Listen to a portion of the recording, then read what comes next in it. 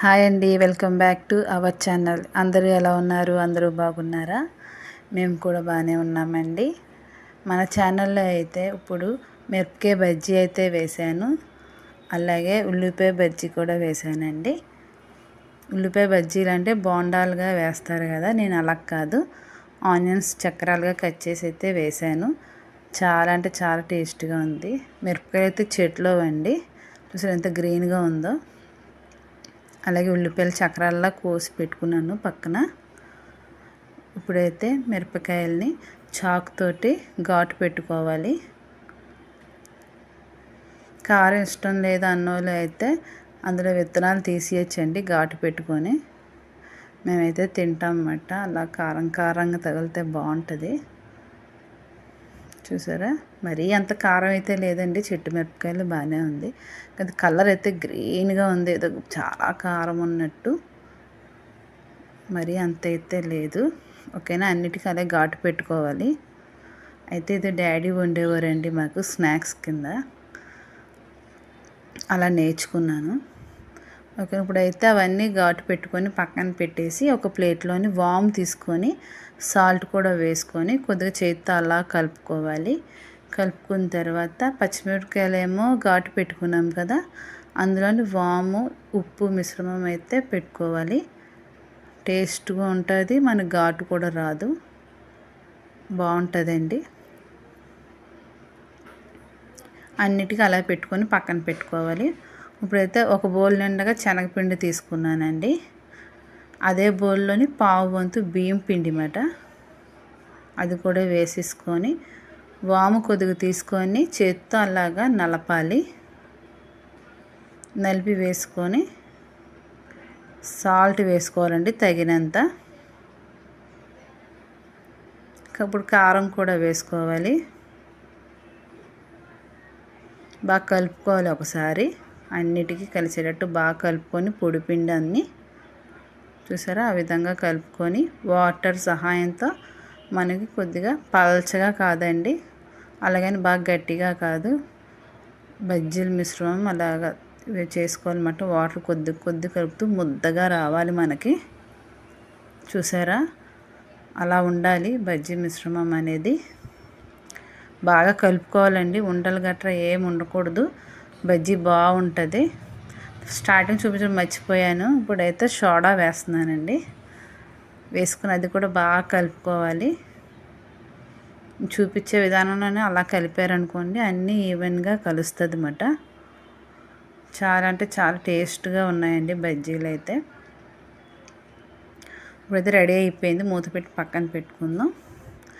Oil కాగుతుంది, ఈ లోపున మగ్గుతుంది అన్నమాట పిండి కూడా. కాసేపు అలా పక్కన పెట్టుకోవడంతో మనకి గుల్లగా వస్తుందండి. ఓకేనా, ఇప్పుడు ఆయిల్ కాగిందండి. ఇప్పుడైతే బజ్జీలు అయితే వేసుకుందాం. చూసారా, అన్నీ అలా డిప్ చేసుకొని ఆయిల్ అయితే అలా వదిలేయడమే.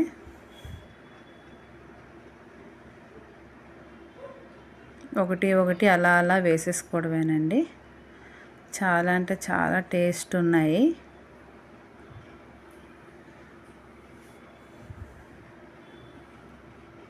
ఒక కోటింగే కాదండి, రెండోసారి కూడా వేయాలి.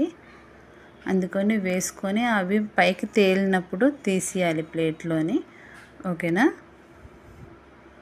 అదిగోండి ఆ మాత్రం వేగితే ప్లేట్లోకి తీసేసుకుందాం. తీసుకొని పక్కన పెట్టుకుందాం. ఇది చల్లారయ్యేలోపు రెండో వాయి కూడా వేసేసుకోవాలన్నమాట ఆయిల్లో. అది రెండో వాయి కూడా వేసేసుకొని అది వేగుతుంది కదండి, అది కూడా తీసి పక్కన పెట్టుకొని ఫస్ట్ వేసిన వాయి ఉంటుంది కదండి, నేను చూపించే విధానంలోనే చేసుకున్నారనుకో చాలా అంటే చాలా టేస్ట్గా ఉంటుంది, బయట దొరికినట్టే ఉంటుందండి. ఇక చూసారా, అన్నీ అలా పక్కన పెట్టుకోవాలి. సగమే వేగింది. ఇప్పుడు మళ్ళీ రెండో ట్రిప్ అన్నమాట, అదే పిండిలో మళ్ళీ ఇంకో రెండో ట్రిప్ అలా ముంచి మళ్ళీ అలాగే కాల్చుకోవాలి. అప్పుడు మనం బయట కొన్నట్టుగా వస్తుందండి. చూసారా, మా డాడీ అయితే ఇలాగే వండేవారు అన్నమాట, అందుకని నేను నేర్చుకున్నాను మా డాడీ దగ్గర. మా డాడీ అయితే లేరండి, చనిపోయారు. ఆయన చెప్పినవి మాటలు, మంచి మాటలు, ఆయన చెప్పిన వంటలు అవే గుర్తు పెట్టుకొని మరి గుర్తు చేసుకుంటూ వండుతూ ఉంటాను. చూసారా, రెండో కోటింగ్ అయితే సూపర్ ఉంటుందండి. అన్నీ అలాగే వేసేసుకొని బాగా వేగనివ్వాలి. అదిగోండి, మనకైతే రెడీ అయిపోయింది పచ్చిమిరపకాయ బజ్జీ. మిర్చి బజ్జీ మనకి రెడీ అయిపోయినట్టే. స్మెల్ అయితే సూపర్ వస్తుందండి. అసలు చాలా అంటే చాలా బాగుంది. చూసారా, మందంగా వచ్చింది. అలా డబల్ కోటింగ్లా వేసుకోవాలంట. చాలా బాగుంది. ఇప్పుడైతే ఉల్లిపాయ బజ్జీ వేసుకుందాం. ఒకసారి చక్రాల్లో కోసాం కదా, సేమ్ అలాగే ఆలూ బజ్జీ వేసుకుంటాం చూడండి, సేమ్ అలాగే ఉల్లి బజ్జీ అన్నమాట. ఇది కూడా చాలా బాగుంటుంది. అలాగా ఆయిల్లో వదిలేయడమే. ఉడకదేమో అనుకుంటారు, సూపర్ ఉడికిపోద్ది లోపల. అన్నీ అలాగే వేసేసుకుందాం. 4 కోసానండి, ఒక్క ఉల్లిపాయతో అయితే వేసాను. 4 వచ్చినాయి. అన్నీ వేసుకున్నాక అది కూడా ఫ్రై చేసేసుకోవడమే దోరగా. మనకు కనబడుతుంది ఉల్లిపాయ కూడా బాగా ఎగినట్టు. అది చూసారా, ఇప్పుడైతే ఇవి రెడీ అయిపోయింది. తీసేసుకోవడమే, వేగిపోయింది. ఈ కలర్ వచ్చినప్పుడు తీసేసుకోవడమేనండి. ఇది కూడా టేస్ట్ సూపర్ అండి అసలు.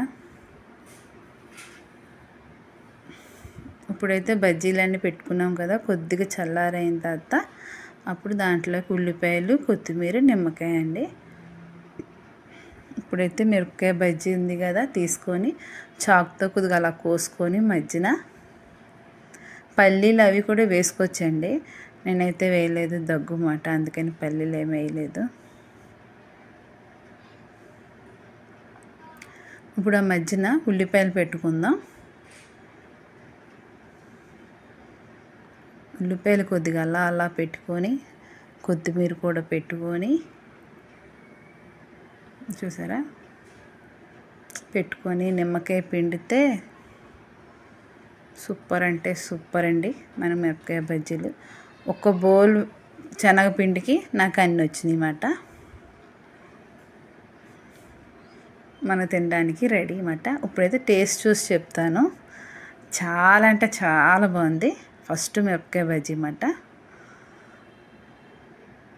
నా ముఖం చూస్తే మీరు తెలుసుకోవచ్చు. చాలా అంటే చాలా టేస్ట్ ఉందండి, సూపర్ అసలు. డాడీ చేసినట్టుగా వస్తుందా లేదా అనుకున్నాను, కానీ చాలా బాగా వచ్చింది. ఇప్పుడైతే ఆనియన్ బజ్జీ అన్నమాట. ఉల్లిపాయ బజ్జీ తీసుకొని మామూలుగా అలా తినేయచ్చు, లేదంటే అది కూడా మజ్జిగ కట్ చేసుకొని రౌండ్గా చాలా బాగా వచ్చింది కదండి. అదిగోండి, అది కూడా అలా కట్ చేసుకొని లోపల మళ్ళీ ఉల్లిపాయ ముక్కలు,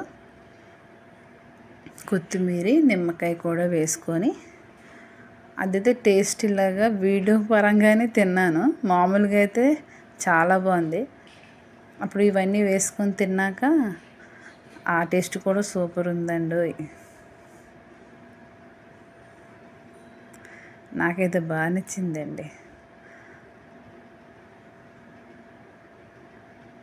మామూలుగా కాకుండా ఇలా మధ్య కోసి వేసుకుంటే చాలా బాగుంది.